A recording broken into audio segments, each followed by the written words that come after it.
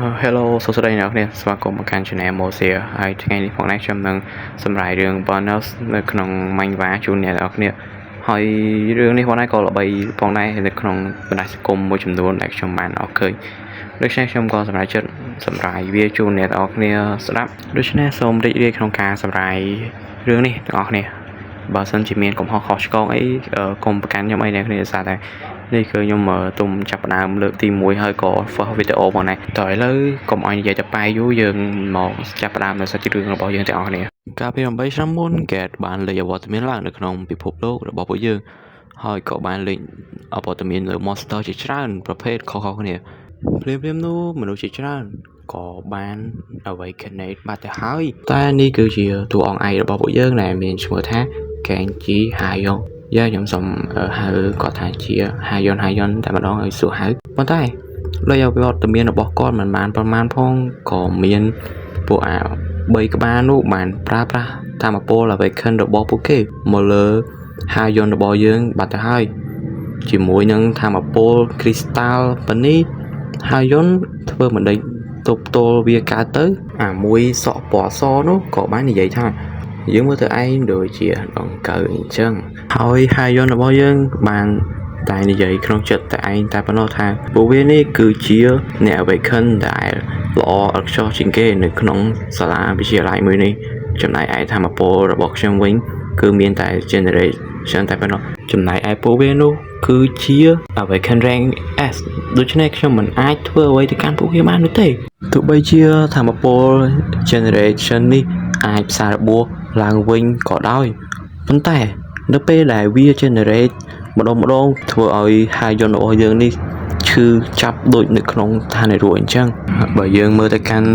ពួក3អ្នកនោះវិញគឺវាមិនបានឈប់ប្រើប្រាស់ធម៌ពលរបស់ពួកវាមកលើ Hayon របស់យើងប៉ុណ្ណឹងនោះទេពួកវាក៏បានថែមម្នាក់មួយ skill មកលើ Hayon របស់យើងដូចជារបស់លេងរបស់ពួកវាអញ្ចឹងមើលទៅគឺវេទនាខ្លាំងមែនទែនអ្នកនរហ្នឹងហើយអ្នកគ្នានៅពេលដែល Hayon របស់យើងនោះបាន generate ខ្លួនឯងរួចគេក៏បាននិយាយថា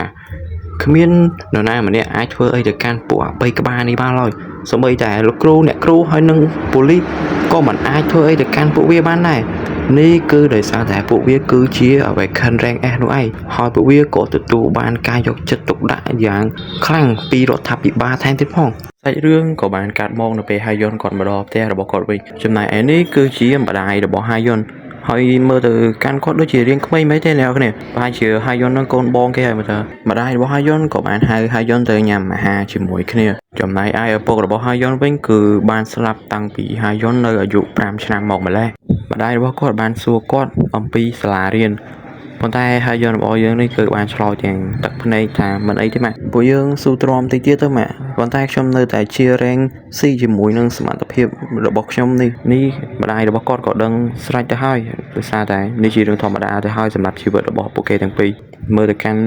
ដៃរបស់ម្ដាយរបស់គាត់ទៅអ្នកនាងដឹងហើយថាគាត់ធ្វើការប្រហែលជាពេញមួយថ្ងៃទៅហើយម្ដាយរបស់គាត់ក៏បាននិយាយថែមទៀតថាឥឡូវនេះប្រាក់ចំណូលរបស់យើងគឺកាន់តែទាបទៅហើយប៉ុន្តែពួកយើងក៏នៅតែអាចរស់នៅកន្លែងមួយចំនួនដែលល្អជាងនេះផងដែរកូនថ្ងៃទី15គឺជាថ្ងៃខួបកំណើតរបស់ម្ដាយរបស់ Hayon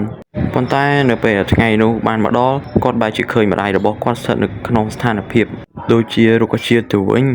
ប៉ូលីសក៏បានរៀបរាប់អំពីគ្រោះថ្នាក់នោះទៅកាន់ Hayon របស់យើងគឺថាពួក3ក្បាលនោះវាបានមកហាងម្ដាយរបស់ Hayon របស់យើងនោះដោយចៃដន្យនៅពេលដែលម្ដាយ Hayon របស់យើងនោះបានលើកមកហូបទៅកាន់ពួកវាមួយសក់សនោះក៏បាននិយាយថាតើនាងគិតយ៉ាងម៉េចដែរចំពោះខ្ញុំគឺជា rank S Awaken ហើយខ្ញុំក៏អាចបង្កើតនៅ Diamond ជូននាងបានផងដែរនេះប្រហែលជាវាចង់ញ៉ាយញងម្ដាយរបស់ Hayon របស់យើងអ្នកគ្នាប្រហែលជាឃើញម្ដាយរបស់ Hayon នឹងរៀងនៅក្មេងស្អាតចឹងពេលនោះម្ដាយរបស់ Hayon នឹងក៏ភ័យដែរអ្នកគ្នាហើយក៏វាដៃទៅប៉ះទូរស័ព្ទរបស់ពួកវាទៅធ្វើឲ្យទូរស័ព្ទរបស់ពួកវាបែកទៅហើយម្ដាយរបស់ Hayon នោះក៏បានសួរផងដែរថាតើខ្ញុំអាចបង់ប្រាក់ចំពោះការខូចខាតនេះបានដែរឬទេស្អីគេជាមួយនឹង ability full ក៏បានចាក់ទៅកាន់រាងកាយរបស់ម្ដាយ Hayon ជាច្រើនកន្លែងសាច់រឿងក៏កាត់មកកន្លែងពួកគេទាំងពីរអ្នកនេះវិញហើយមើលទៅកាន់សភាព Hayon ទៅគឺគាត់ខឹងខ្លាំងមែនទែនហើយបានខំមាត់សង្កត់ខ្លួនឯងឡើងចេញថ្មីមកបាត់ទៅហើយចឹងមានន័យថាស្នាមដែលលើខ្លួនម្ដាយរបស់ខ្ញុំនោះគឺជា ថាមពលរបស់ពួកវានៅជើងរាងកាយរបស់ហាយ៉ុនក៏មាននៅកាដូគោលកំណើតរបស់ម្ដាយរបស់គេផងដែរសាច់រឿងក៏បានកាត់មកនៅលើភ្នំមួយដែរពួកអា3ក្បាលនោះបាននិយាយគ្នារឿងម្ដាយរបស់ហេយុននោះឯងអាមួយសក់ពណ៌ប្រភេទនោះបាននិយាយទៅកាន់អាសក់ពណ៌សថាតើលោកបងប្រកាសអត់ថាតើវាមិនមានរឿងអ្វីកើតឡើងទេឬវាមិនបើស្រីចង្កូតនោះវាស្លាប់មែនតើមានអាណាគេទៅខលពីនាងទៀតទៅប៉ុន្តែស្អីគេតែឯងគិតថានេះគឺជាលើកដំបូងមែនទេដែលយើងនឹងធ្វើបាបទៅកាន់អ្នកដទៃពួកវាមិនតន់និយាយគ្នាបានប្រមាណផងក៏ស្រាប់តែហេយុនរបស់យើងក៏បានដើរមកដល់ហើយក៏ស្រីថាហេតុអ្វីបានពួកឯងធ្វើរឿងនេះទៅកាន់ម្ដាយរបស់យើងពួកឯងចង់ងាប់ខ្លាំងណាស់មែនទេនាងគឺជាម្ដាយរបស់ឯងទេ